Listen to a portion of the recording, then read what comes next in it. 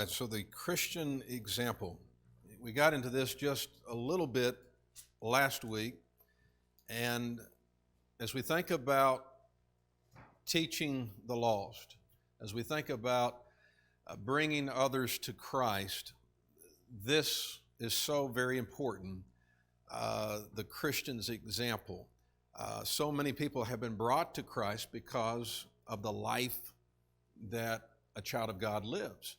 And certainly others have been turned away from Christ, sadly and tragically, because sometimes Christians are not acting, behaving like, well, Christians. And so it's imperative that we understand the great power and influence of our example. And of course, Jesus spoke of that quite a bit. Think about the greatest sermon that he preached, the most well-known sermon, the Sermon on the Mount. We covered this a week ago, so I'm just highlighting it.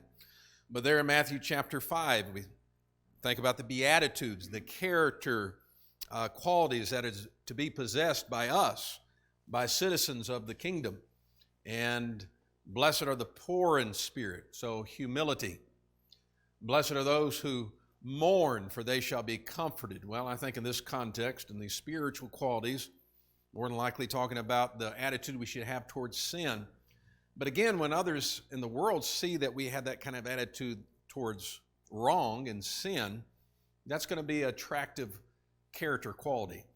That we're meek, that we're gentle, that we have this hunger and thirst for what is right, that we're merciful unto others, and so many are not in this wicked world, that we strive to have a pure heart, purity in our life, and that we are wanting to be at peace with all men, as even Paul writes of in Romans chapter 12, as much as depends on you, live at peace with all men. But be a peacemaker, Jesus said. And also, as we covered a week ago, right after that, you think about how this just really ties in so powerfully, I believe, that when you have these qualities, then you should be a salt to the earth. And you will be a salt to the earth.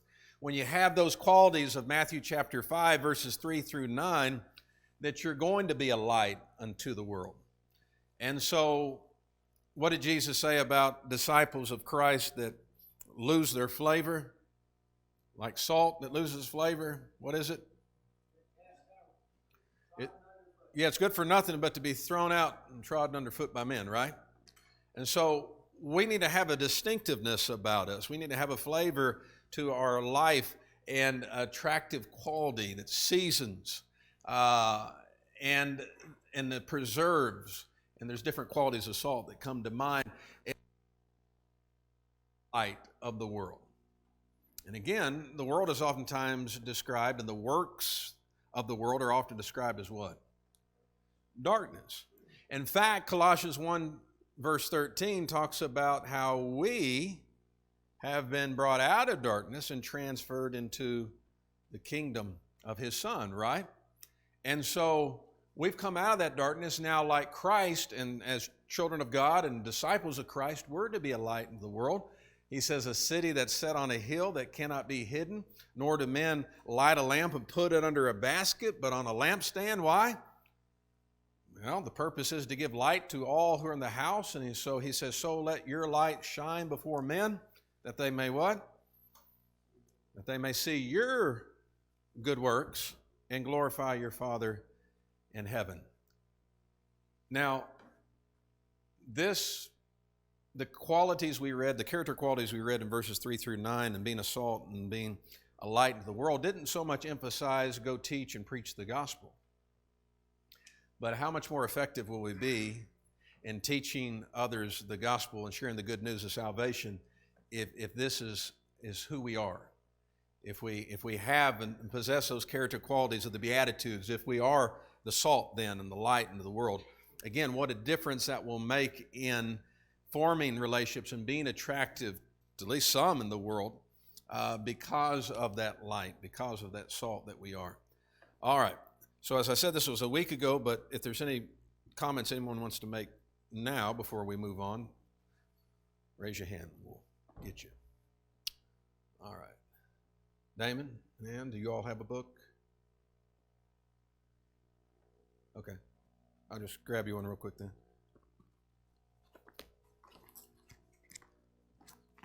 All right. So page 11 is where we're at. All right. Matthew chapter 6, verse 33. Gil, I'm going to give you that one, if you will. Jeff, if you'll grab the next one, which would be Hebrews 10:25. Andy, I'm going to give you Matthew 7:12. And Sheila, you want to read, or you want me to skip you? All right, if you'll grab Matthew 22, verse 39, please. All right, go ahead and go. But seek first the kingdom of God and his righteousness, and all these things shall be added to you. Okay, I'm going to come back to that. And Jeff, if you'll read yours. Hebrews 10:25. You can read 24 and 25 if you want together. Let us be concerned about one another in order to promote love and good works, not staying away from our worship meetings as some habitually do, but encouraging each other, and all the more as you see the day drawing near.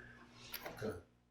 So how do these two passages point to the Christian's example and what others should see in our life?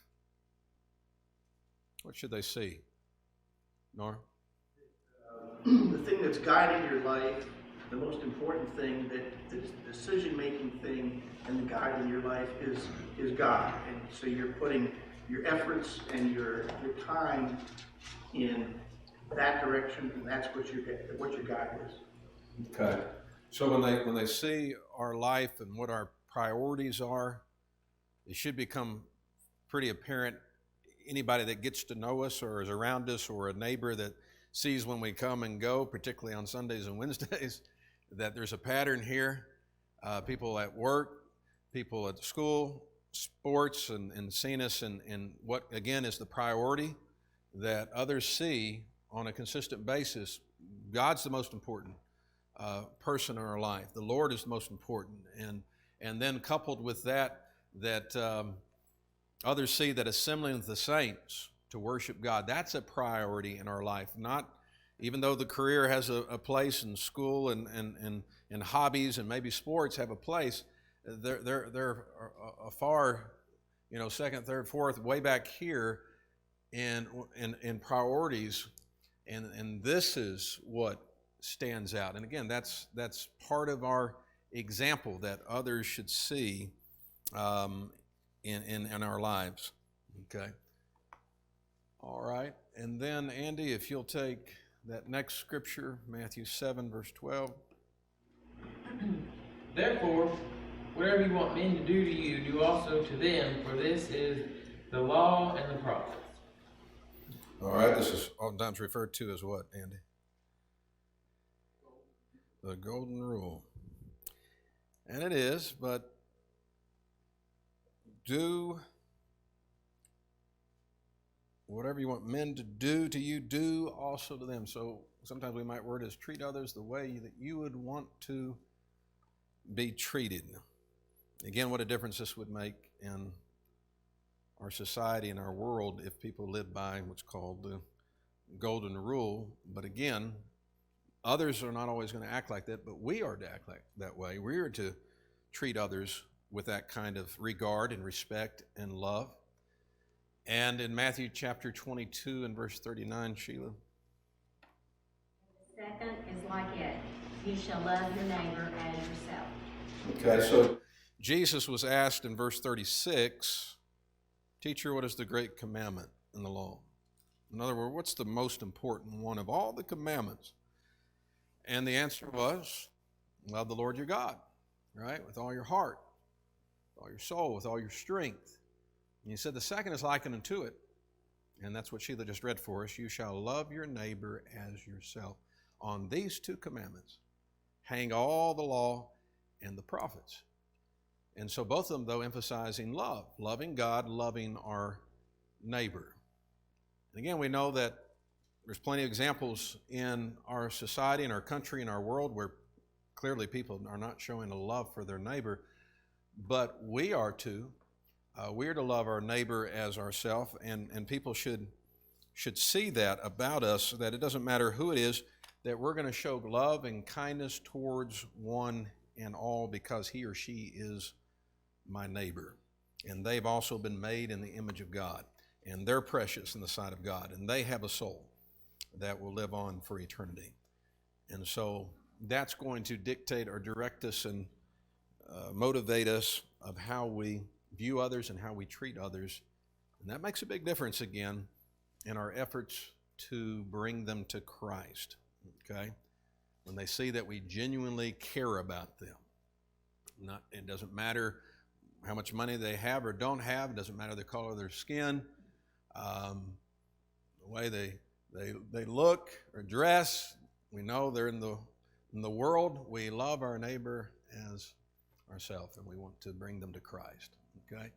Thoughts or comments before moving on? Daniel? Really needs to be given a lot of emphasis because it is a huge part of personal work, is the influence that we have on other people, and as we work with them, they have to know that we care. Like, you're not going to get anywhere with anyone if they don't think you have their best interest at heart. That I'm a therapist, and that is like the first step of working with someone, is you have to show them that unconditional positive regard and build that rapport with them. Then you can begin to do the work. It's really the same in personal work, that we have to build that relationship by showing them how, we will treat them with respect and love and empathy, and then you start doing the work. It makes a world of difference, doesn't it? All right. Appreciate you sharing that with us, Daniel. All right, Norm? We can go through life, and just people become invisible to you. You're so busy, looking at the thing. I have to go to the store, I have to pick this out and that out, and you're walking by all these other individuals, and you don't even see them. But if your focus is this way, all of a sudden you'll see that mother that's struggling with that child to put it in the basket. You're this elderly person that can't reach the top shelf, to get. It's just those little things will make all the difference. Yeah, good point. Such a hurry, sometimes we've got to slow down, and again, if we keep a heavenward perspective and remember the precious souls around us and look for those opportunities, right? Teresa? I'm speaking for myself, but sometimes I tend to forget that I shouldn't show partiality to those that are already in the church, and I'm just in this group, and I just continue to be in this group. And when Jesus went to the tax collectors and the prostitutes and all of those people to help them with their souls, I can't just sit here and just be with the Lord's people. I need to be getting those souls and bringing them here. And sometimes I tend to forget that. Okay, appreciate it. Thank you. Francis? We may be the only Bible that they see. They may never read it, but by seeing our actions, they may wonder why we're the way we are. And I always remember the song that says, "You never mentioned him to me," and that hurts. Yep. But somebody can actually say, "I've known you all my life, but I've never heard you talk about him." Yeah, one of the most, I think, sobering hymns we have in connection with our subject is that one. Yep. All right, thank you. So Romans chapter 2, let's turn over there, please. And John, if you'll do some of that reading. Bev, you want to be a reader, or you want me to skip you? I don't know if you're comfortable with reading or not, so that's what I'm asking. You're a good reader? All right. Well, when we get there, let's take a couple of verses apiece, and John's going to start us off, then you'll follow him. So take 2 verses apiece. Brent, if you'll grab the next 2, and then Norm A., you can finish it, please.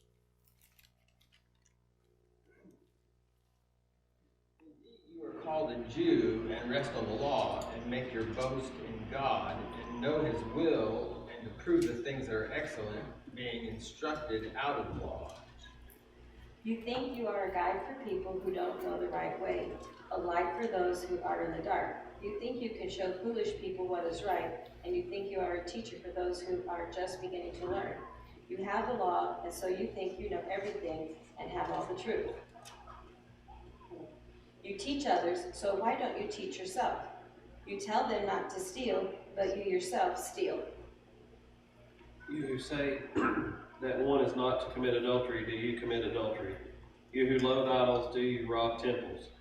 You who boast in the law, through your breaking of the law, do you dishonor God? For the name of God is blasphemed among the Gentiles because of you. As it is written. Okay.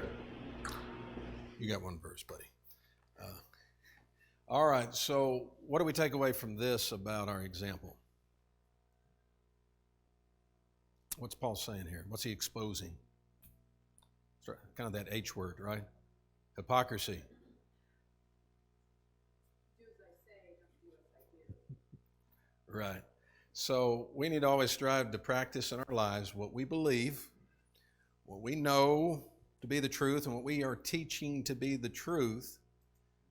It's going to fall on deaf ears if they hear us profess something and then we don't practice that in our life, right? That, well, you say you go to church, you say you believe this, and then they see us acting and talking in this manner in the workplace or, in the neighborhood or whatever it may be. And one of the points that Paul makes is that hypocritical Christians, they bring shame upon the Lord's church, his people. They hinder the cause of Christ. That verse that Norm just read, for the name of God is blasphemed among the Gentiles because of you, as it is written. In other words, those in this world, non-believers, because you're not practicing what you preach and teach, and it's the truth, but you tell people don't do this, and then you do it, you're doing a lot of damage. And certainly from the first century to now the 21st century, that hasn't changed. When you have members of the Lord's church who are supposed to be Christians but are not acting and living and conducting themselves as a Christian should, he or she is doing a lot of damage and really is going to hurt, obviously, the growth of that local church as a result. Norm? There's a lot of extra responsibility on this small group of folks that in fact are trying to follow God's word, because they're not only going to those that are ignorant of the word, but they are also fighting against those that wear the name Christian and are false teachers, which is in our country, a huge group of folks. So there's the Jews had an extra responsibility to the Gentiles because they had the law and they were supposed to be living it, and so are Christians the same way. Okay. All right. Appreciate it. So let's go to 2 Corinthians chapter 3. And Drew, if you'll read verses 2 and 3, please.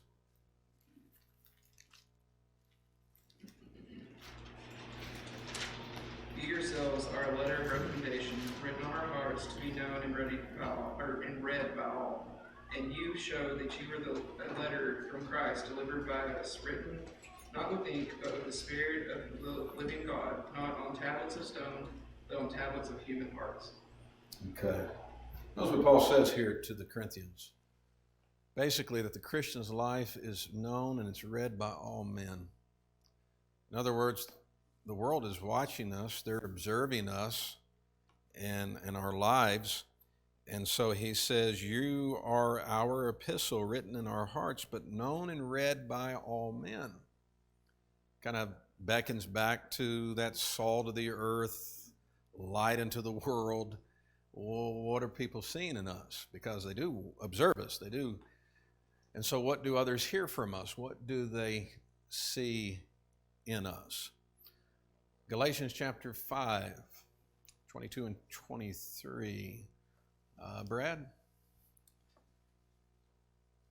But the fruit of the Spirit is love, joy, peace, patience, kindness, goodness, faithfulness, gentleness, self-control. Against such things there is no law. All right, so add the fruit of the Spirit here. What is it? It's love, it's joy, it's peace, it's long-suffering, it's kindness, it's goodness, faithfulness, gentleness, self-control. A few of these we saw back in Matthew 5 with the Beatitudes, such as the meekness, gentleness, the the peace, being a peacemaker. But again, what a difference this will make when we have these attributes and those in the world see those and experience those in their interactions with us, members of the Lord's church, that they see that love, that they see that we're not gloomy and always downtrodden, but as Paul says from a prison, rejoice in the Lord always. And again, I say rejoice. I mean, here's his 4-chapter letter, and joy and rejoicing's all throughout it, right? The letter to the church in Philippi. And again, the kindness, Ephesians 4:32, be kind to one another, but just kindness. Being nice, what a difference that makes in this world to others, and having goodness and all those attributes and characteristics of the fruit of the Spirit. So important. Teresa, if you'll read over here in Philippians 2 for us. Disputing, that you may be blameless and innocent children of God, without blemish in the midst of a crooked and twisted generation, among you who shine as lights to the world, holding fast to the word of life, so that in the day of Christ I may be proud that I do not run in vain or labor in vain. All right, thank you. So one of the things that will help our example is this right here. Do all things without complaining and disputing. A lot of complaining, right? That's so common. And we can ourselves be more inclined or in the habit of complaining instead of being content and counting our blessings. And so what does the world hear from us? I mean, this needs to be true among us as we work together as a local church, that we're not doing this with one another. But again, our example, because right after this, when he says do all things without complaining and murmuring or groaning, disputing, he says be blameless and harmless children of God, and shine as lights as we live in the midst of a crooked and perverse generation. That applies to any generation, right? From Paul's generation to today. We live in the midst of a crooked and perverse generation. We should stand out in a good way with, again, shining our lights. But to do that, these things are essential or critical. That we're not just like everybody else that's always complaining about this and about that and disputing and arguing, but we're striving to live upright lives as children of God, and we do stand out in an ungodly and wicked world. Okay? All right. Ann, are you good with her reading? So we're going to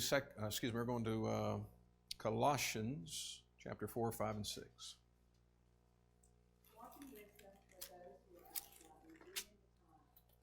Speech always be with grace, seasoned with salt, that you may know how you ought to answer those, each one of you. All right. So, how are we to walk? Wisdom. Toward who? Those who are outside. Clear reference to outside of what? Outside of the body of Christ, outside of the Lord's church, those who are non-Christians, those in this world. It matters, again, how we conduct ourselves. So do that with wisdom. And part of that is to then be mindful of what? How we speak, right? Our speech. And so he says, let your speech always be with grace. Is that easy? That's a challenge, right? To have our words that come off the tongue, that James says is a fire and full of deadly poison, and to bridle that tongue. Of course, James says if you don't bridle your tongue, this man's religion is what? Useless and vain, right? And so we need to do that, but that tongue that is not to speak corrupt words, Ephesians 4:29, but words that are good for necessary edification, is also to have words of grace and seasoned with salt, that we know how we ought to answer others. Again, there's those interactions with those in this world, how we talk, how we speak. It matters a great deal in our ultimate goal of hopefully helping lead them to the truth and to Christ. Norm? This is a nice follow from the previous one I was talking about. Don't grumble and complain. It's not just that you don't need to be grumbling and complaining. Oftentimes, we'll just glom on to somebody else because if we're following this, we're not being the grumbling complainer, but someone else certainly is going to be. And then we'll start agreeing with them. We'll start having that conversation. And the idea is not to join in with the grumbling and complaining, not to be okay with it, but to actually speak up in a manner that cancels that out. Right. And we're supposed to be rebuffing these attempts to bring down the souls, because if somebody's discouraged, who else is going to lift them up? Because misery loves company, and so that one person will complain, and the other person will say, yeah, I remember that this thing is also happening over here, and this gets stuck, and yeah, I was 5 minutes late getting this done this morning, and yeah, and this stupid thing happened on the way to work, and yeah, and this got in, and guess what? So when somebody took this thing up, and it just builds and builds, and somebody's got to put a stop to it. Yep. And if we are doing this, that's us. That's where we should be. We shouldn't be the one joining in the conversation, even to affirm, yeah, I'm having a hard morning today too. Even if we are, we need to have this part right here, the part that puts the brakes on the negativity and says, no, look, hey, things are up today. Yeah. Thanks for making that connection. Going from Philippians 2, no complaining to disputing, to here's how your speech should be instead. Like that. All right, go ahead. Fire break where grumbling has a place to die, where it dies. It dies with you. It doesn't get any farther. You don't. It just. You're the fire break. Yeah, yeah. So, all we got to do is think back to Israel, wilderness. God was he ever happy when they complained? No. In fact, Paul says in 1 Corinthians 10, nor complain as some of them did, and then were destroyed by the destroyer in the wilderness. So, God's always been against his people being given to complaints and murmuring and groaning. And it's not a big turn on, right? It's not an attractive quality, in other words, as we're need to be a salt to others.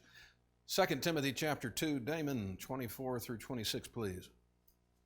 And the Lord's servant must not strive, but be gentle toward all, apt to teach, forbearing in meekness, correcting them that oppose themselves, if peradventure God may give them repentance unto the knowledge of the truth, and they may recover themselves out of the snare of the devil, having been taken captive by him unto his will. Okay, thank you. Side note, Norm P. scheduled Damon for every Wednesday night invitation so we could see him in the inn. More often, we're getting blessed with their presence tonight. And I'd like to get used to it, but anyways, we're not going to quarrel about it. One of the qualities that a servant of the Lord is to have is that we don't quarrel.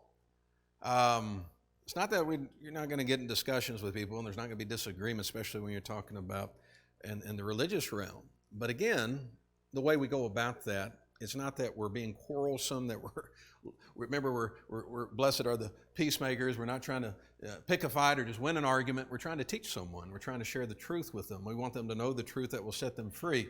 Something else, again, we've seen this with blessed are the meek or gentle. We see it with the fruit of the Spirit. We see it again here. The servant of the Lord needs to be gentle to all. It matters, again, how we react and respond and treat others. Obviously, this is important. Right? We want to share the truth, and we need to be able to teach them that truth, and so that requires proper preparation and study on our part, and we've talked about that some at the very beginning, and then to have patience. Sometimes we're too impatient. I guess the full extent would be impossible, but to try to place yourself into that person's shoes or situation, that, yeah, it's plain to us, and maybe you, quote unquote, grew up in the church. Maybe you've been taught the truth like Timothy since you were just little. Or maybe you can appreciate it because you had to come out of the world or come out of religious error, denominational error yourself. And so you have maybe a more sympathetic or understanding perspective. But we need to learn to be patient as we're trying to teach someone and share with them the truth. For some, it takes longer. It takes a while. And then in correcting others, notice that he says in verse 25, in humility, correcting others who are in opposition. Correcting's got to take place if there's something that's wrong, that is something that is an error. But again, the way you do that matters. that you don't come across just rough and harsh and abrasive, and I'm going to show you, how wrong you are, but we're humbly, in a humble way, presenting the truth to that person. Again, it's going to be much more effective in that manner. Okay. Any thoughts or comments before we move on? All right, keep it short. That list right there, that you can just picture. All these are all the things that scare you about getting together with somebody, teaching them the Bible. And all of these things will happen to you during that discussion. And these aren't things that are critical to having a good discussion with somebody, patiently listening to them talk until they're done talking. All of those things are tough, but they're essential. Right. Maybe we want to get our point across, but we're not listening to what they're saying, so we can't effectively respond or teach them as we need to. So all these points we're highlighting here from this passage is great to keep in mind when you have a home Bible study set up, and you're doing that, or when you're just in conversation with someone. Keep these points in mind, and they'll be so helpful to us. All right. Michael, you mind reading the next one for us, which will be in 1 Peter 2, 11 and 12, please.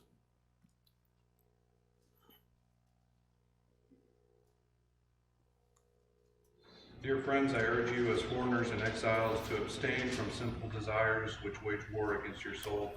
Live such good lives among the pagans that though they accuse you of doing wrong, they may see your good deeds and glorify God on the day He visits us. Okay. So what is to be the Christian's mindset? We've talked about this before, but that we're sojourners.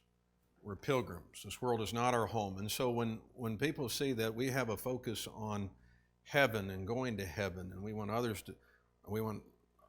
everyone, as God does, He desires all to be saved. We want others to obviously go to heaven, but they see that in us. And they see the way, again, we would live our lives, that we're abstaining from much of what obviously the world's not abstaining from. They're running headlong into it. We're trying to keep away from it, abstain from fleshly lust, which war against the soul, right? And that they see that our conduct is honorable. As it says, conduct that is honorable before the world, and then kind of the Matthew 5:16 again, that they observe our good works and glorify God. Doesn't that sound like Matthew 5:16? By your good works, which they observe, they glorify God the day of visitation. All right. So this last section in this particular lesson, lesson 3, I think ties in well with the power of the Christian's example, the influence of our example. And so friendliness, and this is by a gospel preacher named Dempsey Collins. You think about what the wise men said in Proverbs chapter 18 and verse 24, a man that hath friends must show himself friendly, and there is a friend that sticketh closer than a brother. And a man that has friends must show himself to be friendly. And so page 12 beginning, see what we can get through before class ends this evening. Jesus said from the Sermon on the Mount, Matthew chapter 5 and verse 47, and if you greet your brethren only, what do you do more than others? Do not even the tax collectors do so? A disciple of Jesus is expected to be different from the rest of the world.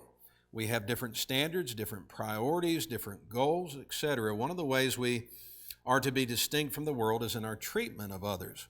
We expect a Christian to be friendly toward another Christian, but Jesus asked, what do you do more than others?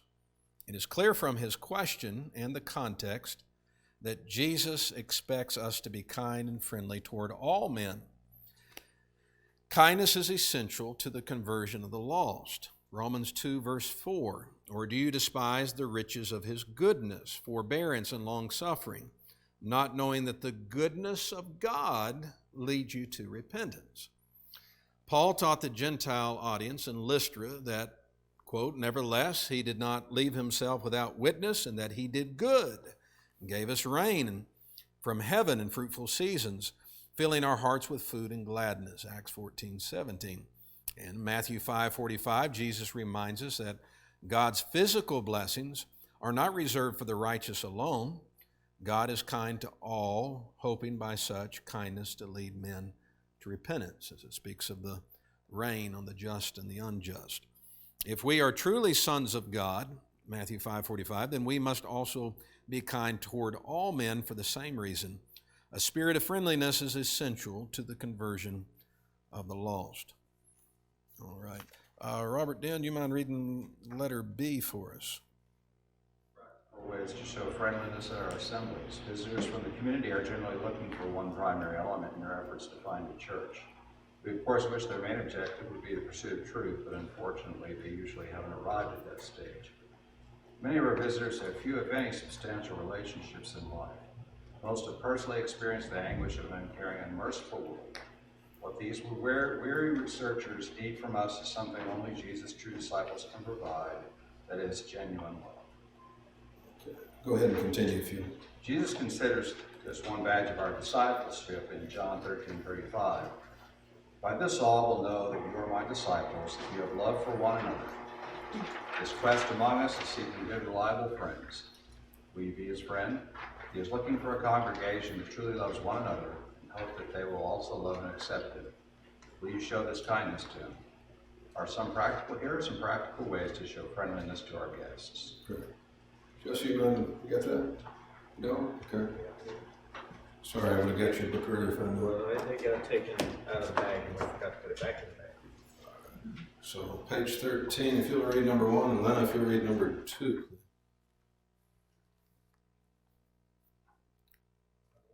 Yes, sir. This can begin in the parking lot. Rather than rushing in, take some time to look around for visitors who may be coming in. Introduce yourself and others. Invite them to go with you to your class and do all you can to make them feel welcome and comfortable. Okay, let's pause there for a second. We may not think about that, but that's a good starting place. It's a good reminder. Friendliness could begin in the parking lot. So you pull in, you see that there's obviously a visitor that just pulled in, a family that just pulled in. What should you do? You kind of ignore them and go in and go downstairs, or go to. Best thing to do is right then and there, give them a friendly welcome before they even walk into the building, okay? And introduce yourself, and if they have kids, and sometimes, right? Lots of times we have visitors that have kids, and maybe find out and help them get to which class, Bible class they need to go to. And again, what a difference that will make, and what a difference that would make, impression would leave on us if we visited a congregation and they greeted us right there in the parking lot, right? Linda, number 2, please. Be on time or even early to the services. We cannot take time to greet visitors if we are running in the last minute or even a few minutes past the last one. Late arrivals leave a bad impression, disturb those already taking part in the service, and waste the time of everyone. Show your concern for your own soul and others by being early to welcome people to our service. All right, without getting into a long, lengthy discussion, we know sometimes there's things that prevent us from being early or even maybe on time, and we get here a little late, and we're thankful that, you're here or the person's here. But when you can do this, try to make it a habit, because again, it gives us a little time to visit and interact with one another, but again, if there's visitors, it gives us time to introduce ourselves to them and welcome them here and give them that friendly welcome. Go ahead.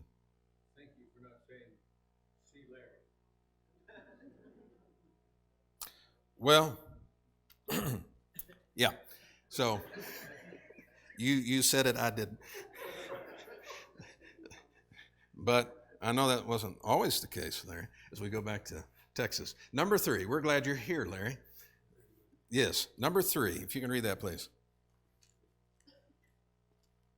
Another good suggestion is to work on start taking your seat closer to the front and leave the back rows for those who might arrive later, or for mothers and small children. Leaving the seats close to the aisle helps so that visitors don't have to climb over to the seat. All right. Well, hopefully we'll get to a point where we continue to grow, and we need to be more mindful of that. But still, it's worth stating now that if visitors arrive, especially if they get here late, sometimes maybe the embarrassment, they have to come all the way towards the front to get a seat. Shirley, you want to read number 4 for us? When the worship service begin, participate in the singing enthusiastically. Let others know that you love the Lord and you enjoy worshiping Him. him. Zeal and enthusiasm are contagious. People enjoy being in a worship service, which is evident that the true joy of Christian service is felt. Make sure that those visitors close to you have a songbook. It is embarrassing to sit through several verses of an unfamiliar song without a book. The worship, I don't know the word I'm wanting, environment, but when the worship is taking place, what a difference that can make when, just think of just the singing itself and the joy and the enthusiasm and saints singing out. And maybe you've been to places or worshiped at places where it was pretty rough, and that's not real encouraging, but I think overall it is very encouraging here. But what a difference it makes when you have zeal and enthusiasm in the worship service, and people who are visiting see that, they hear that, they experience that when they come. Number 5, Ray?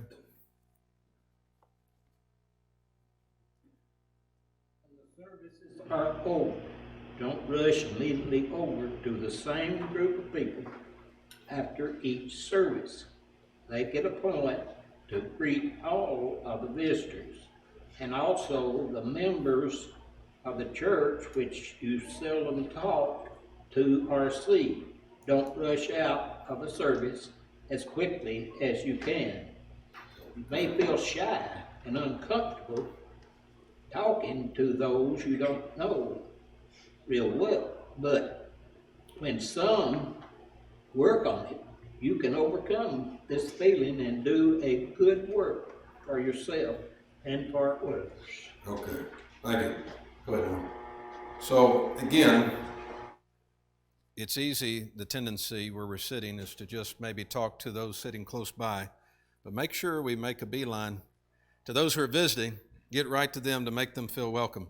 All right, we may finish that up next time, but definitely be studying over lesson 4 at Jacob's Well, and look forward to that next week.